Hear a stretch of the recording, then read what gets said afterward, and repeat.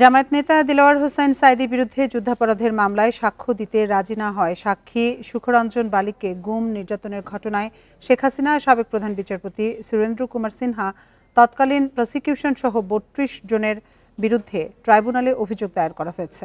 সকালে আন্তর্জাতিক অপরাধ ট্রাইব্যুনালে এ অভিযোগ দায়ের করেন সুখরঞ্জন বালি। পরে তিনি ব্রিফিংয়ে বলেন, সাঈদীর বিরুদ্ধে সাক্ষী দেওয়ার জন্য প্রসিকিউশন পক্ষ থেকে চাপ দেওয়া হয়েছিল। ২০১২ সালের ৫ নভেম্বর সাঈদীর পক্ষে সাক্ষ্য দিতে আসলে সাদা পোশাকধারী পুলিশ মাইক্রোবাসে নিয়ে যায়। ২ মাস ১৭ দিন চোখ বেঁধে রাখে, পরে সীমান্তে দিয়ে ভারতের বিএসএফের হাতে তুলে দেয় এবং সেখানে ৫ বছর জেলে ছিলেন তিনি। যাদের আসামি করা হয়েছে তারা হলেন শেখ হাসিনা, সাবেক প্রধান বিচারপতি সুরেন্দ্র কুমার সিনহা, ট্রাইব্যুনালের সাবেক বিচারপতি নিজামুল হক নাসিম, সাবেক আইনমন্ত্রী শফিক আহমেদ, প্রসিকিউটর রানা দাশগুপ্ত, প্রসিকিউটর হায়দার আলী সহ ৩২ জন।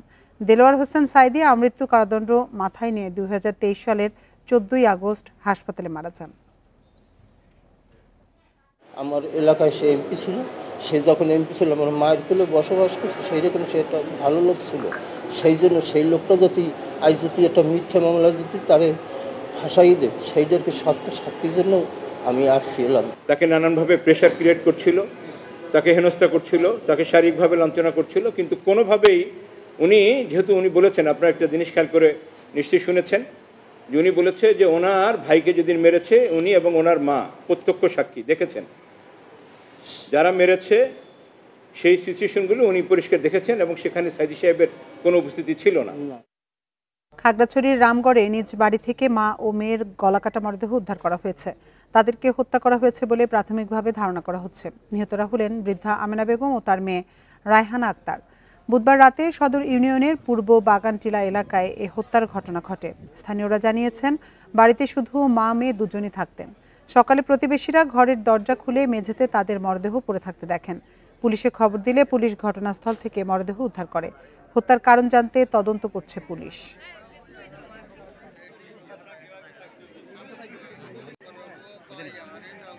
যে এই ঘটনাটা ঘটাইছে, নৃশংস হত্যা করছে, আমরা এলাকার বাসী যারা আছি প্রত্যেকে খুনির দৃষ্টান্তমূলক শাস্তি চাই, বিশেষ উচ্চমানের শাস্তি চাই। দেখে দেখি লাশ এবারে মহিলাটা ডাক দিই সবার জানাচ্ছে মারি দিয়েছে, এবার সবাই লোক সেখানে খুলে দিয়েছে। আলামত সংগ্রহ করে আমরা লাশ ময়নাতদন্তের ব্যবস্থা করব এবং তদন্ত সাপেক্ষে অপরাধী যারা যারা এই ঘটনার সাথে জড়িত প্রত্যেককে আমরা শনাক্ত করে ওদেরকে আইনের আওতায় নিয়ে আসবো। এ নিয়ে বিস্তারিত জানাতে খাগড়াছড়ি থেকে আমাদের সাথে যোগ দিচ্ছেন সহকর্মী সমীর মল্লিক। সমীর, এই ঘটনায় এখন পর্যন্ত কোনো মামলা হয়েছে কিনা এবং পুলিশ ঘটনার কারণ সম্পর্কে কিছু জানাতে পেরেছে কিনা? দেখুন, আজকে সকালে কিন্তু সকাল 10টার দিকে রামগড়ের পূর্ব বাগানটিলা এলাকায় এই ঘটনাটি হয়েছে। সেখানে যে মা মেয়ে দুজনে থাকতো, এখানে যিনি রায়হানা আক্তার অর্থাৎ মায়ের যিনি কন্যা, তার স্বামী ওমান প্রবাসী, তারা দুজনে সে বাড়িতে থাকতো। এবং এই ঘটনাটি হওয়ার পর আসলে সকালবেলা স্থানীয় আশপাশে যারা ছিল তারা টের পেয়েছে। টের পাওয়ার পরে পুলিশকে খবর দিয়েছে। পুলিশ আসলে মৃতদেহ উদ্ধার করেছে। তবে স্থানীয়দের সাথে আমি কথা বলেছি, একই সাথে পুলিশের যিনি ওসি মঈনুদ্দিন তার সাথে আমি কথা বলেছি। তিনি আমাদেরকে বলেছেন এখনো পর্যন্ত আসলে কেন এই হত্যাকাণ্ডটি হয়েছে সেটি কিন্তু তারা বুঝতে পারছে না এবং সেটা তদন্ত করে দেখছে। তবে তাদের যে ঘর বাড়ির যে বাইরে থেকে কেউ প্রবেশ করেছে সেরকম চিহ্ন কিন্তু সেখানে নেই, অর্থাৎ ঘরের দরজা জানলা কিন্তু স্বাভাবিক রয়েছে, সেটি ভাঙচুর করা হয়নি। অর্থাৎ তাদের পূর্ব পরিচিত কেউ এরকম ঘটনা করে থাকতে পারে বলে প্রাথমিকভাবে ধারণা করা হচ্ছে। এখন পর্যন্ত আসলে এই বিষয়টি কিভাবে হত্যাকাণ্ড হয়েছে সেটি এখন পর্যন্ত রহস্য রয়েছে এবং পুলিশ এই জায়গায় রামগড় থানা পুলিশের পক্ষ থেকে সিআইডি সহযোগিতা রয়েছে, চাওয়া হয়েছে। তারা কিছুক্ষণের মধ্যে সিআইডি সেখানে ঘটনাস্থলে পৌঁছে বিস্তারিত তারা তথ্য নেবেন এবং বিভিন্ন আলামতগুলো সংগ্রহ করবেন বলে পুলিশের পক্ষ থেকে আমাকে জানা হয়েছে। কিছুক্ষণ আগে আমি রামগড় থানার যিনি ভারপ্রাপ্ত কর্মকর্তা মঈনুদ্দিনের সাথে কথা বলেছি, তিনি আমাদেরকে এখন পর্যন্ত আসলে এই ঘটনায় কোনো মামলা হয়েছে সেটাও জানাননি। একই সাথে এই ঘটনায় কাউকে আটক করা যায়নি এবং তিনি আমাদেরকে যে বিষয়টি জানিয়েছেন যে দ্রুত সময়ের মধ্যে আসামিকে গ্রেপ্তার করার জন্য তারা যত ধরনের তাদের চেষ্টা চালানো দরকার সেটি করছে। তারা বিভিন্ন স্থানীয়দের সাথে কথা বলেছে এবং আমরা সকালে সেখানে স্থানীয়দের যে বক্তব্য পেয়েছি, আসলে এই বাড়িটি কিছুটা নির্জন এবং একই সাথে আশপাশে কোনো বসতি নেই, তার যে কারণে আসলে এখানে জনবিচ্ছিন্ন একটি এলাকা। এখানে যারা আসামি দুর্বৃত্তরা আসলে সহজেই খুন করে তারা সেখান থেকে পালিয়েছে। তবে এখন পর্যন্ত এই ঘটনায় যারা জড়িত তাদেরকে গ্রেপ্তার করা সম্ভব হয়নি এখন পর্যন্ত, এবং এই ঘটনায় এখন পর্যন্ত রামগড় থানায় মামলা হয়নি। তবে পুলিশের পক্ষ থেকে জানানো হচ্ছে লাশগুলো উদ্ধার করে খাগড়াছড়ি সদর থানায় পাঠানো হবে এবং সেখানে ময়নাতদন্ত শেষে পরবর্তী যে আইনগত প্রক্রিয়া সেটা নেওয়া হবে। খাগড়াছড়ি থেকে সবশেষ তথ্য জানাচ্ছিলেন সহকর্মী সমীর মল্লিক। পাবনার আটঘরিয়ায় মোবাইল চোরে ছুরিকাঘাতে আসাদ নামে এক যুবক নিহত হয়েছে। এ ঘটনায় জড়িত একজনকে আটক করেছে পুলিশ। বুধবার রাত ৯টার দিকে উপজেলার পারখিদিরপুর গ্রামে এই হত্যাকাণ্ডের ঘটনা ঘটে। পুলিশ জানায় রাত ৯টার দিকে আসাদের ঘরের জানালা দিয়ে কয়েকজন মিলে তার মোবাইল ফোন চুরি করে নিয়ে যাচ্ছিল। এ সময় তার স্ত্রী চিৎকার দিলে একজনকে ধরে ফেলেন আসাদ। তখন চোরের দল ধারালো অস্ত্র দিয়ে তাকে এলোপাতাড়ি ছুরিকাঘাত করলে ঘটনাস্থলেই তার মৃত্যু হয়। পরে মরদেহটি উদ্ধার করে পাবনা জেনারেল হাসপাতালে মর্গে পাঠায়। পালিয়ে যাওয়ার সময় স্থানীয়রা ধাওয়া করে সজীব নামে একজনকে আটক করে পুলিশে সোপর্দ করে। ঘটনায় জড়িত অন্যদের ধরতে কাজ করছে পুলিশ।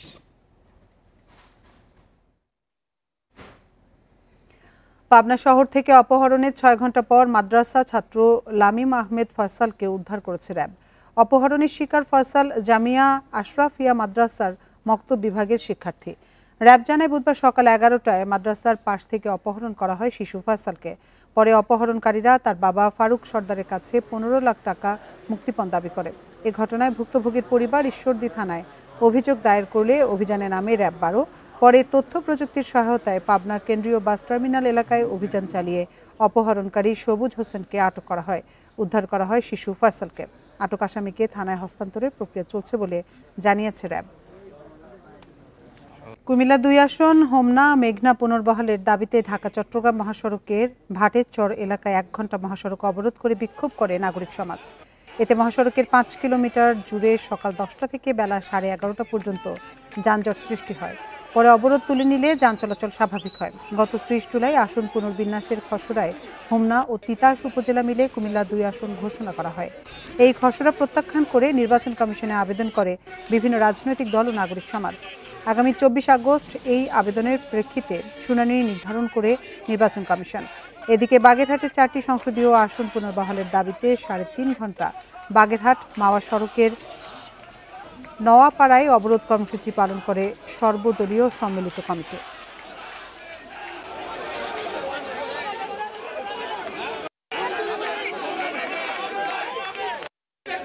হোমনা মেঘনার যে ভৌগোলিক অবস্থান, যোগাযোগ ব্যবস্থা, আয়তন সমস্ত কিছু মিলাইয়া আমরা হোমনা মেঘনায় অনেক ভালো আছি। মেঘনা হোমনার মানুষ চায় না দাউদকান্দির সাথে যাইতে, কারণ আমাদের দাউদকান্দির সাথে ১ ইঞ্চি জায়গাও নাই, ১ ইঞ্চি রাস্তাও নাই। জুলাই গণঅভ্যুত্থানে সাভারের ডেইরি ফার্ম স্কুলের শিক্ষার্থী আলিফ হত্যার নির্দেশদাতা হিসেবে অভিযুক্ত রাহুল চন্দ্রকে আন্দোলনের মুখে ঝালকাঠির রাজাপুরের ইউএনও পদ থেকে বদলি করা হয়েছে। জনপ্রশাসন মন্ত্রণালয়ের অভ্যন্তরীণ নিয়োগ শাখা থেকে জারি করা প্রজ্ঞাপনে জানানো হয়, রাহুল চন্দ্রকে বিশেষ ভারপ্রাপ্ত কর্মকর্তা হিসেবে জনপ্রশাসন মন্ত্রণালয়ে পদায়ন করা হয়েছে। প্রজ্ঞাপনে আরও বলা হয়, জনস্বার্থে এ বদলি অবিলম্বে কার্যকর হবে। এদিকে ইউএনও রাহুল চন্দ্রের গ্রেপ্তারের দাবিতে জুলাই যোদ্ধা ব্যানারে এক মানববন্ধন অনুষ্ঠিত হয়। উপজেলা পরিষদ চত্বরে আয়োজিত এই কর্মসূচিতে অংশ নেন বিভিন্ন রাজনৈতিক সামাজিক সংগঠন ও সাধারণ মানুষ।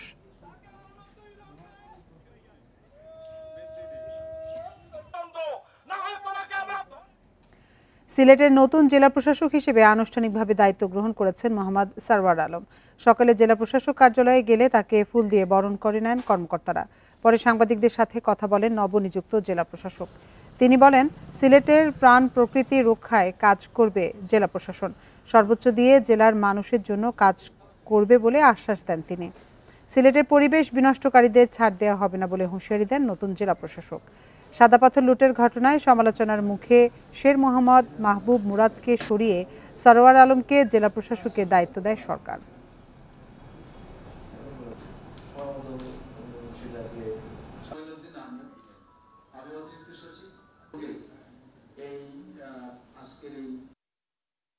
জাহাঙ্গীরনগর বিশ্ববিদ্যালয় কেন্দ্রীয় শিক্ষার্থী সংসদ জাকসু ও হল সংসদের মনোনয়নপত্র উত্তোলন ও জমাদানের শেষ দিন আজ।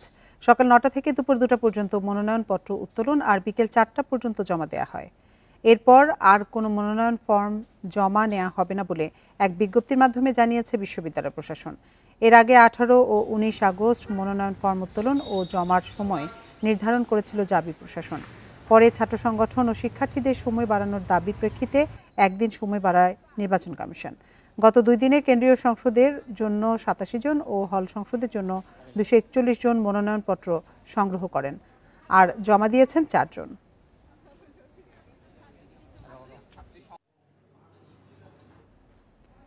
পাঁচ দশকেও আবাসন সংকট কাটেনি চট্টগ্রাম বিশ্ববিদ্যালয়ের। 28,000 শিক্ষার্থীর মধ্যে প্রায় 80% শিক্ষার্থী রয়ে যাচ্ছে আবাসন সুবিধার বাইরে। সংকট নিরসনে নতুন 2টি হল নির্মাণের প্রস্তাবনার কথা জানিয়েছে প্রশাসন।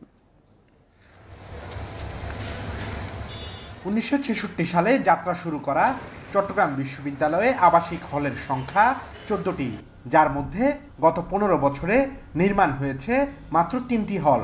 বিশ্ববিদ্যালয়ের আবাসিক সংকট নিরসনে যা একেবারেই অপ্রতুল। প্রতি বছর শিক্ষার্থী বাড়লেও রয়ে গেছে আবাসন সংকট। দীর্ঘদিন ধরে দাবি জানালেও মিলছে না সমাধান। প্রায় 80% শিক্ষার্থীকে থাকতে হচ্ছে ক্যাম্পাসের বাইরে। আর্থিক ক্ষতির পাশাপাশি ভোগান্তিতে পড়ছে শিক্ষার্থীরা। ছোট্ট একটা বেড, ওইটার মধ্যে হচ্ছে আপনার স্বাস্থ্য কেমন ওইটা দেখার বিষয় না, বাট আপনি হচ্ছে 2 জন মানুষ ওই ছোট্ট একটা বেডের মধ্যে থাকতেছে। আমাদের মাসে প্রায় 6,000 টাকার কাছাকাছি চলে যায়, অথচ আমরা যদি হলে থাকতাম আমাদের গ্যাস বিল লাগতো না, আমাদের কারেন্ট বিল লাগতো না, আমাদের কটেজের ভাড়া লাগতো না। আবাসিক হলগুলোতে আসন বরাদ্দের প্রক্রিয়া নিয়েও রয়েছে অভিযোগ। মেধার ভিত্তিতে আসন বরাদ্দ দেওয়া হলেও জেলার দূরত্ব বিবেচনায় আসন বরাদ্দের দাবি শিক্ষার্থীদের। হলের বাইরে তাদের জন্য আবাসিক ভাতা নির্ধারণ করা হয় না। আবাসিক ভাতা নির্ধারণ করলে দেখা যাচ্ছে তারা হলের বাইরে যে বাসা থাকতেছে তাদের সেটা সংকটটা দূর হচ্ছে। আমরা তো অবশ্যই বঞ্চিত হচ্ছি, এটা শুরু থেকেই হচ্ছে, এখনও হচ্ছি। এটা আসলে এটার অবসান হওয়া দরকার। সংকটের কথা স্বীকার করলেও দ্রুত তা নিরসনের উপায় নেই বলছে কর্তৃপক্ষ। সম্প্রতি শিক্ষা মন্ত্রণালয়ে পাঠানো 632 কোটি টাকার নতুন ডিপিপিতে 2টি হল নির্মাণের প্রস্তাবনা দিয়েছে বিশ্ববিদ্যালয় প্রশাসন। এই হলটা যদি আপনি বলেন সামনের বছর হবে, আমি ওরকম কোনো ডেট দিতে পারবো না। ও আমলাতান্ত্রিক জটিলতা তো জানেন, ওগুলো প্রক্রিয়ার মধ্য দিয়ে আসবে, আমাদের হাতে টাকা আসবে, আমরা তারপরে নান্দনিকভাবে করব। যে এখন যদি আমরা কোনো হল করি, বড় অবকাঠামো করি, 6 তলার নিচে তো আমাদের ডিএনএর ভেতরেই আসবে না, 10 তলা করে করবো। চট্টগ্রাম বিশ্ববিদ্যালয়ে ছাত্রদের জন্য 9টি ও ছাত্রীদের জন্য 5টি হলে বর্তমানে আসন আছে 5,532টি। Abdullah Rakib, independent news, Chattogram. উজানের ঢলে রাঙামাটির কাপ্তাই হ্রদের পানি বিপদসীমা অতিক্রম করায় বাঁধের সবকটি জলকপাট খুলে দেওয়া হয়েছে। হ্রদের পানি বেড়ে বেশ কয়েকটি উপজেলার নিম্নাঞ্চল প্লাবিত হয়েছে। কাপ্তাই জলবিদ্যুৎ কর্তৃপক্ষ বলছে, উজানের ঢলে হ্রদের পানি এর মধ্যে 108.35 ফুট অতিক্রম করেছে। 109 ফুট হলে বাঁধের স্লিপওয়ের উপর দিয়ে পানি উপচে পড়ে। বাঁধের চাপ কমাতে গতরাতে 16টি জলকপাট 6 ইঞ্চি করে খুলে পানি ছাড়া হচ্ছে। এদিকে হ্রদের পানি বাড়ায় ইতোমধ্যে কাপ্তাই জলবিদ্যুৎ কেন্দ্রের 5টি ইউনিট চালু হয়ে গেছে, যা থেকে প্রতি সেকেন্ডে 222 মেগাওয়াট বিদ্যুৎ উৎপাদন হচ্ছে। এদিকে হ্রদের পানি বেড়ে বাঘাইছড়ি, বরকল, জুরাছড়ি, বিলাইছড়ি, লংগদু ও নানিয়ারচর উপজেলার নিম্নাঞ্চল প্লাবিত হয়ে ভোগান্তিতে স্থানীয়রা।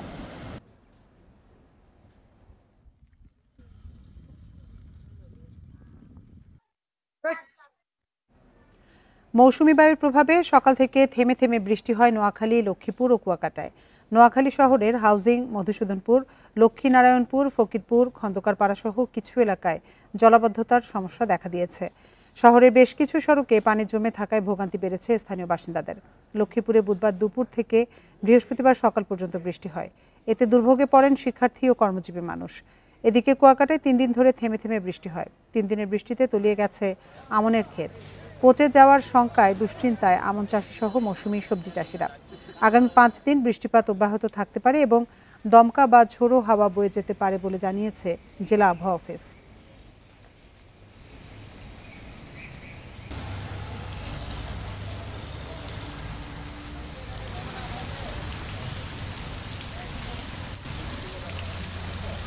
জলাবদ্ধতা নিরসনে নোয়াখালীর ছাতারপাইয়া বাজারে খালের ওপর গড়ে তোলা শতাধিক অবৈধ স্থাপনা উচ্ছেদ করেছে প্রশাসন।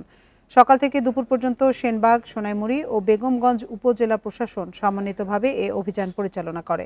এ সময় ছাতারপাইয়া মানিকমুড়া খাল, ছাতারপাইয়া কাশীপুর খাল, ছাতারপাইয়া কাঙ্কিরহাট ও ছাতারপাইয়া বসন্তপুর খাল দখল করে গড়ে তোলা দোকানপাট সহ শতাধিক অবৈধ স্থাপনা উচ্ছেদ করা হয়। দীর্ঘদিন ধরে এই 4টি খাল দখল করে দোকানপাট এবং অবৈধ স্থাপনা গড়ে তোলা হয়। এর ফলে পানি প্রবাহ বন্ধ হয়ে সেনবাগ, সোনাইমুড়ি ও বেগমগঞ্জ উপজেলার বিভিন্ন স্থানে দীর্ঘস্থায়ী জলাবদ্ধতা দেখা দেয়। জলাবদ্ধতার কারণে বিপাকে পড়তে হয় স্থানীয় বাসিন্দাদের। সবগুলো খালের উপর থেকে অবৈধ স্থাপনা উচ্ছেদ না হওয়া পর্যন্ত অভিযান চলমান থাকবে।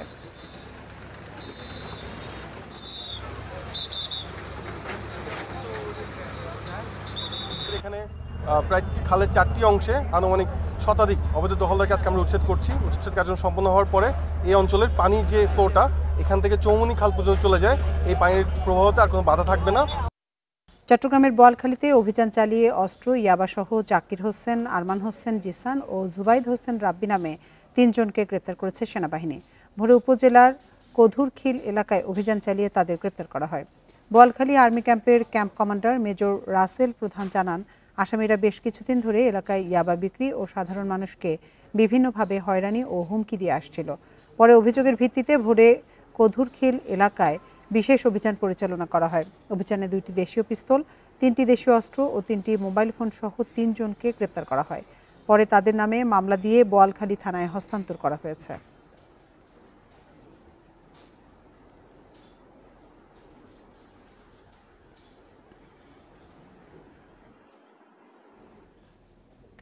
মাদারীপুরে চুরি, ছিনতাই ও ডাকাতির ঘটনা প্রতিরোধে গ্রামবাসী নিজেরাই নেমেছেন মাঠে। এসব অপরাধ প্রতিরোধে লাঠি হাতে রাত জেগে পালা করে পাহারা দিচ্ছেন তারা। এতে কমেছে চোর ডাকাতের উপদ্রব, স্বস্তি এসেছে গ্রামবাসীর মনে। মাদারীপুর সদর উপজেলার পশ্চিম মাঠ বাঘাবাড়ি গ্রাম। দীর্ঘদিন ধরে চুরি ডাকাতিতে অতিষ্ঠ হয়ে গ্রামবাসী রাত জেগে দিচ্ছেন পাহারা। ভুক্তভোগীরা জানান, কয়েক মাস ধরে গ্রামে একের পর এক চুরির ঘটনায় অজানা আতঙ্ক ও নিরাপত্তাহীনতায় আছেন তারা।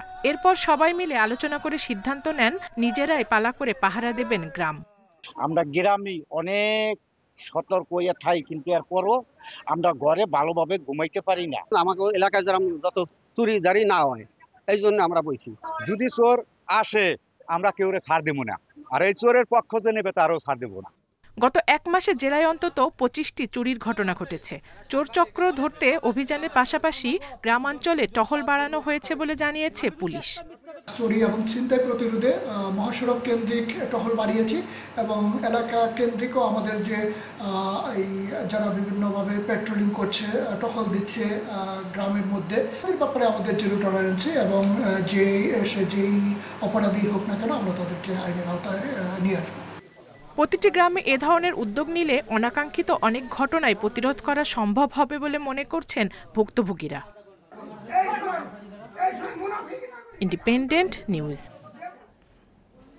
পটুয়াখালী বাস টার্মিনালে যাত্রী দুর্ভোগ কমাতে ও সড়ক মেরামতের দাবিতে মানববন্ধন অনুষ্ঠিত হয়েছে।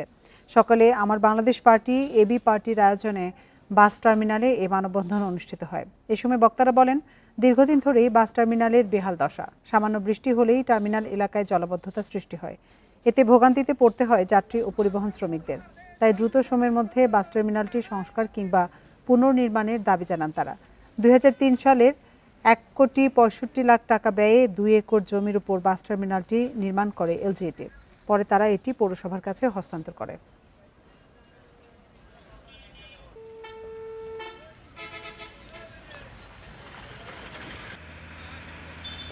চট্টগ্রামে জেলা পর্যায়ে গ্রাম আদালত কার্যক্রমের বার্ষিক অগ্রগতি পর্যালোচনা ও করণীয় শীর্ষক সভা অনুষ্ঠিত হয়েছে। জেলা প্রশাসনের আয়োজনে সকাল 11টায় পিটিআই মিলনায়তনে সভাটি অনুষ্ঠিত হয়। সভায় প্রধান অতিথি হিসেবে উপস্থিত ছিলেন চট্টগ্রামের অতিরিক্ত জেলা ম্যাজিস্ট্রেট সৈয়দ মাহবুবুল হক। প্রধান অতিথির বক্তব্যে তিনি বলেন, স্থানীয় বিরোধ বিবাদ নিষ্পত্তির জন্য গ্রাম আদালতের বিকল্প নেই। বিশেষ করে স্থানীয় পিছিয়ে পড়া জনগোষ্ঠী, নারী প্রতিবন্ধী সহ সকলের ন্যায় বিচার নিশ্চিতের অন্যতম বিচারিক কাঠামো গ্রাম আদালত। বর্তমানে যেসব ইউনিয়নে গ্রাম আদালতের কার্যক্রম পরিচালনা নানা কারণে বিঘ্নিত হচ্ছে, সে সকল ইউনিয়নে বিচারিক সেবা নিশ্চিতে দ্রুত উদ্যোগ গ্রহণ করতে হবে বলেও জানান তিনি।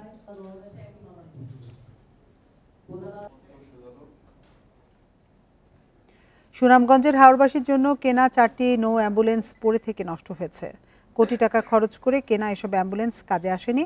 অবহেলা আর অযত্নে নষ্ট হয়ে গেছে নৌপথের এই যান, এমনকি চুরি হয়ে গেছে সরঞ্জামও। চালক ও তেলের বরাদ্দ না থাকায় তা কাজে আসেনি দাবি সিভিল সার্জনের।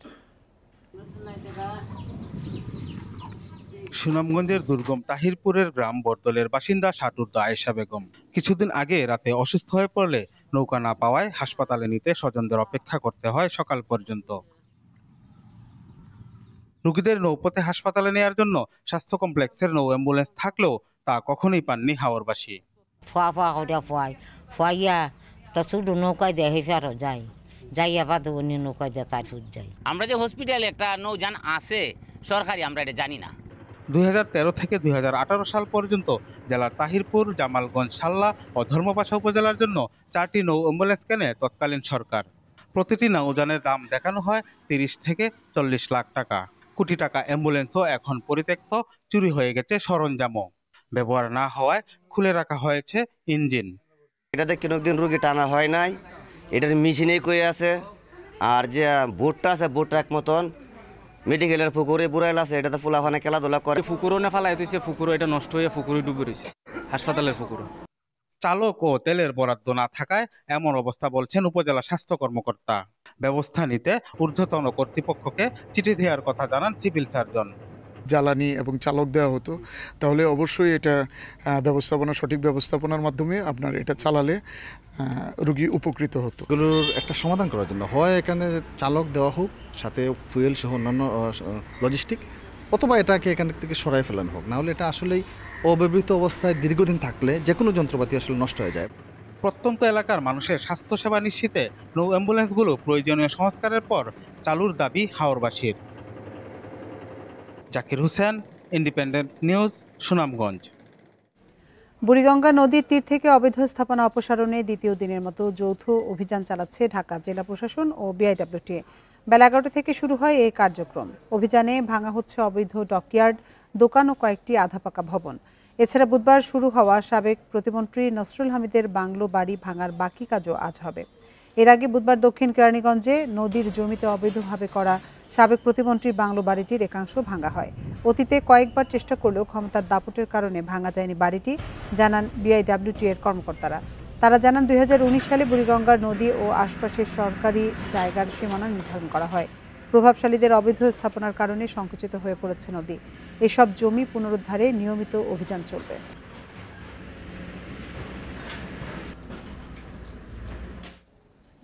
আর এই ছিল সমগ্র বাংলাদেশের আজকের আয়োজন। ইন্ডিপেন্ডেন্ট টেলিভিশনের সব খবরে বিস্তারিত জানতে চোখ রাখুন ফেসবুক, ইউটিউব এবং এক্সে। এতক্ষণ সাথে থাকার জন্য ধন্যবাদ সবাইকে।